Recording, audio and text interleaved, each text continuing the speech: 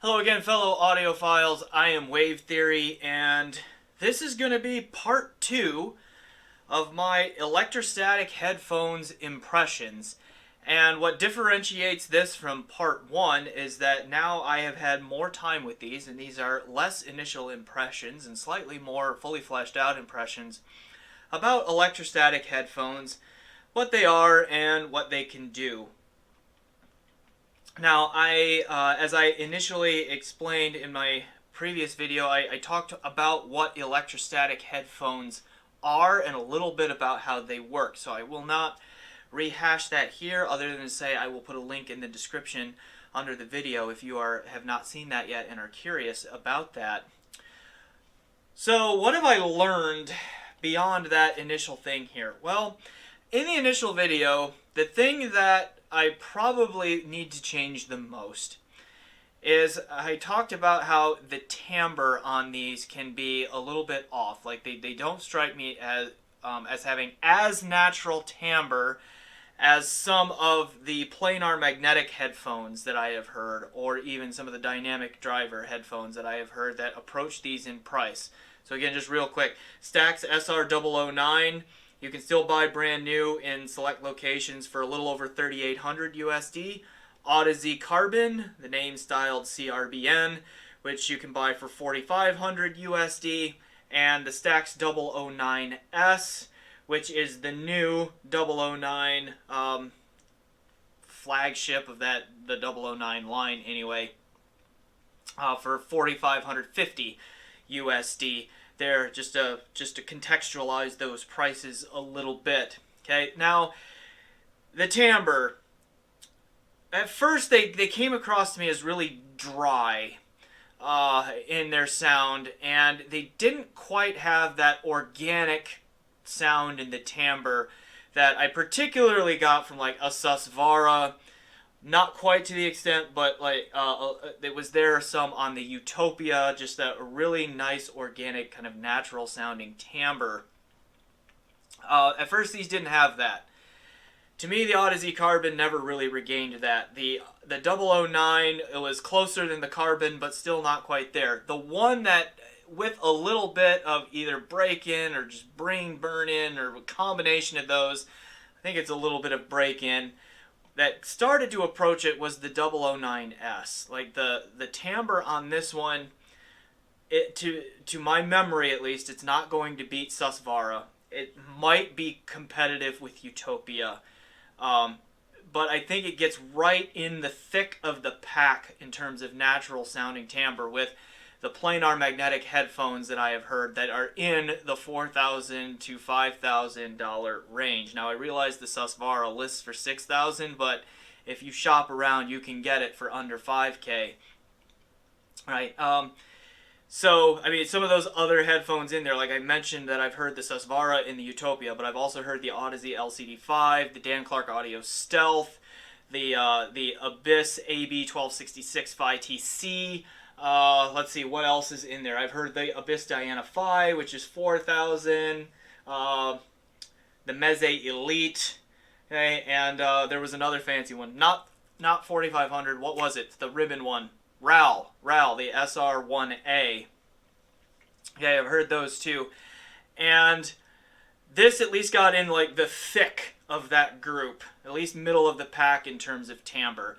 So it has given me hope that there are electrostats out there that can do really natural, really wonderful timbre, like a Hi-Fi-Man Susvara, which I know isn't planar magnetic, but I'd say that to me is kind of the standard at the price point for that. But it gives me hope that there is an electrostat out there that can do that. I just haven't heard it yet. Okay. Now, the things that, from my initial opinion, that are the same is the electrostatic speed. Okay, I talked about that too. Just the detail retrieval here is amazing across all three. Micro details are pulled out really well. So, I mean, if you are a lover of resolution, electrostats might be for you because they don't miss much. Okay, they really pull out a lot. And they emphasize that detail retrieval a little bit more than most of the planars that I have heard. Like, for example, like if you remember my Susvara review, and I will link to that below, because if you're looking at a headphone in this price range, you should consider that one too. Like, it was very resolving and ultra detailed, but it was relaxed in that presentation and just sounded very natural in the way it presented details. These are a little bit more forward than that. The planar that to me that sounds the closest, although I would say even a little bit more extreme, would be those from Abyss. Like, Abyss headphones are also super quick and super resolving, but they are also very detail forward. They take that detail and they push it in your face. They just say, hey, here I am, I'm detailed, here are all of the details. The two stacks are a little more detail forward than the Carbon is, but they don't reach that Abyss level, in my opinion, of two forwardness. I still found them quite listenable and pleasing in their detail presentation as a result. But the electrostatic speed idea is definitely still, it is a real thing, as can be seen from these three at least. And to me it shows up mostly in the mid-range, like room reverbs and things like that. Like, just mid-range details to me is where most of that electrostatic speed shows up, right? Now, these are not the punchiest or slammiest in the bass, so I definitely have heard planars that hit harder in the bass. So if that's something that you're interested in, look at Abyss again, look at Odyssey again, or go with a dynamic driver like a Focal, like the Utopia or something in the price range, because those all punch pretty hard. The Susvara can punch up there harder than these when it needs to. It's not as punchy all the time as like an Abyss, but it can do it. To me here, the Carbon is the punchiest in the bass of the three of these. It is masked a little bit, as I said in the review, by its overall relaxed presentation and all of the other technicalities. These two don't punch as hard, but they have a more lively presentation overall, just generally speaking. So the punchiness isn't as masked as it is with these. So like to me, I had to listen for the punchiness on to get that here. Okay, so just going back and looking at my other impressions, like, definitely agree with myself on what I said on the resolution. I definitely agree with myself on what I said about electrostatic speed.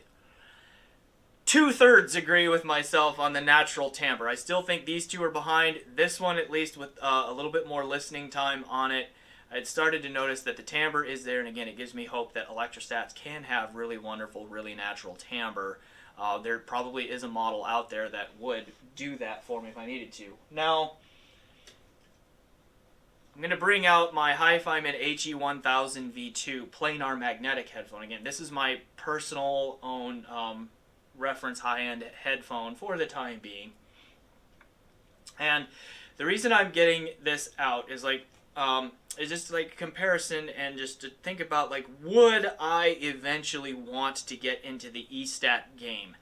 Have these convinced me that that is a direction that I need to go for my own listening enjoyment? And I'm going to have to say the answer is no. Now, I know that there are a lot of Estat fans out there that are going to be disappointed by my saying that. And I will say to you Estat people, I get it. There is enough going on here, particularly with that resolution and the accuracy of the spatial presentation. Like, the imaging and the separation on these are wonderful across the board. Like, there's enough going on there, and the 009S in particular has enough natural sounding timbre that I get it. I understand why many will like what these do and want to go that direction. Even though my HEC V2 here is not as resolving as any of these. Okay? It doesn't pull out quite as much micro detail. It's not quite as textured in the bass, right? Even though it's not quite as resolving, all that. To me, it punches a little bit harder in the bass still than these do. It matches these, I would say, or at least comes very close to matching. And again, I've heard a lot of other higher end planars and all that can match these in terms of how well they can image and separate. But to me, the staging was a little bit more consistently believable on this. Like, this is an excellent sound stager, which is one of the reasons that I really like it. Okay. Not just because it's a big sound stager, but because just the sound staging is just believable and natural sounding to me. Okay, like, these don't soundstage as consistently well as those. Like, their soundstage never really stands out in any particular direction, which some may think of as good, but it kind of felt like a moving target to me sometimes. And I didn't always know what to expect from it, where I know what I'm going to get from a staging standpoint with this one. Again, that's a preference thing. I get distracted when the soundstage changes a little bit from track to track or album to album, so I like the consistency that the Heck V2 brings and the other planars that I have heard, because I have not heard them change their staging with track and with material the way these do. Now, is that a thing that I could get used to and that is just new? Maybe. I will hold out that possibility. On the other hand, like, that for right now, that moving target is a bit distracting to me. Right?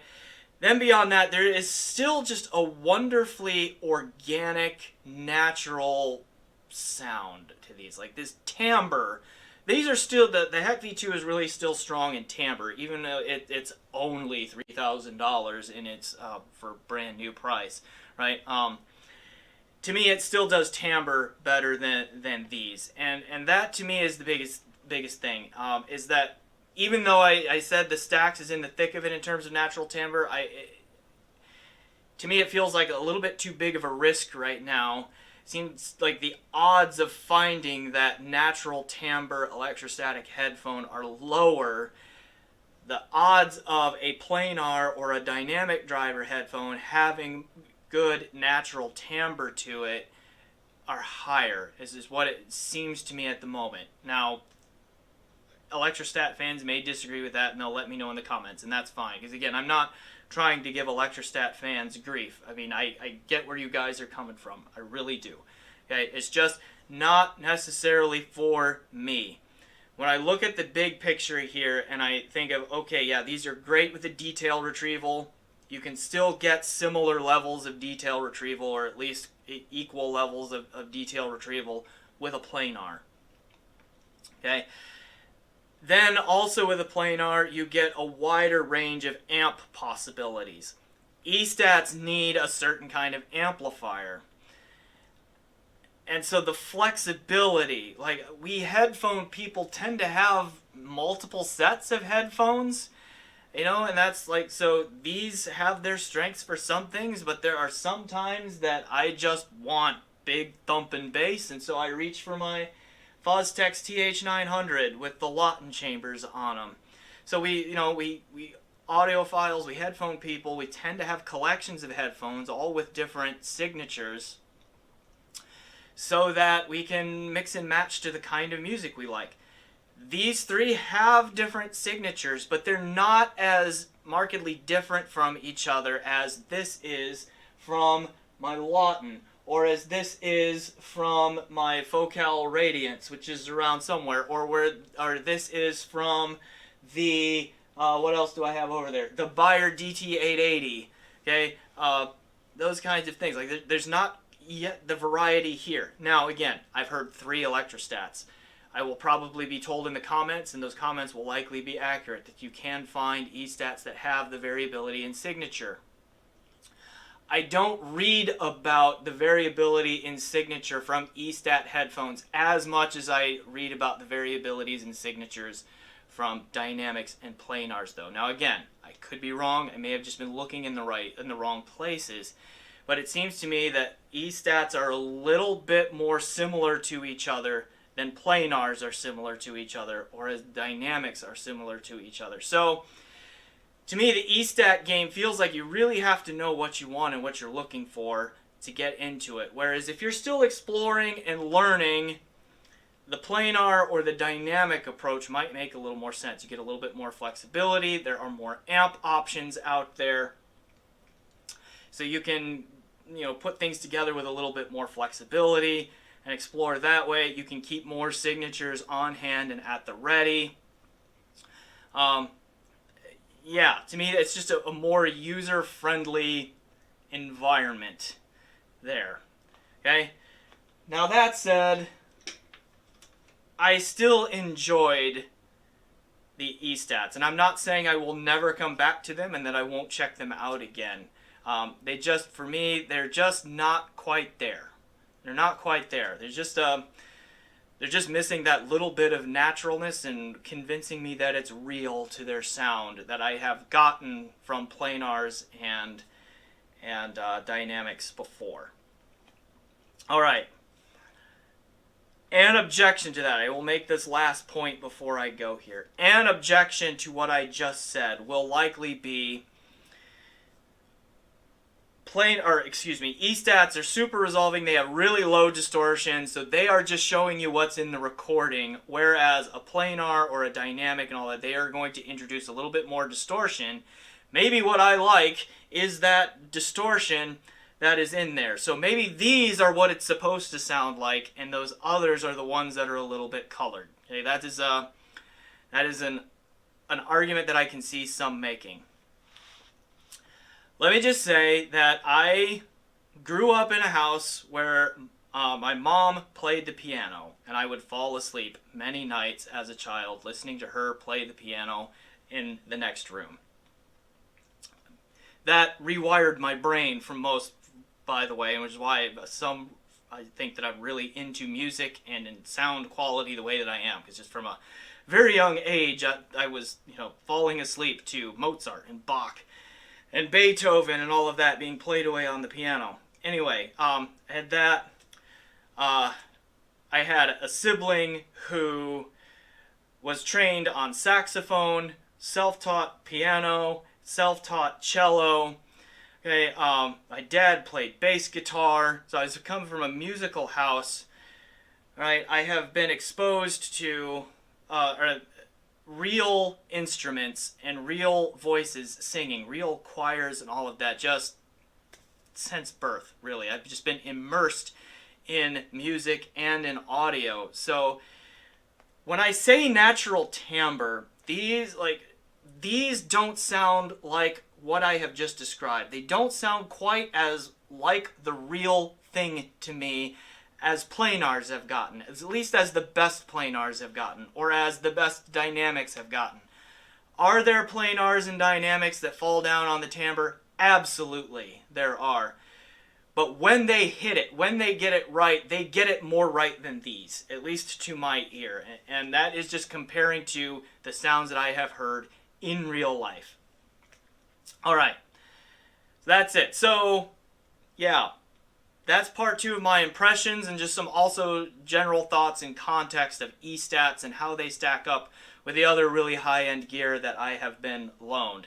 So, again, Mr. SA11297 loaned all of these to me and the Molnir Carbon Energizer amp that I used to listen to all of these so that I could check them out. So give him a shout out down in the comments as well, because he has really helped this channel. So let him know that his efforts are appreciated down there, because I sure appreciate his efforts. All right, so yeah, thanks for watching. Thanks for going on this Estat journey with me. And until next time, enjoy the music.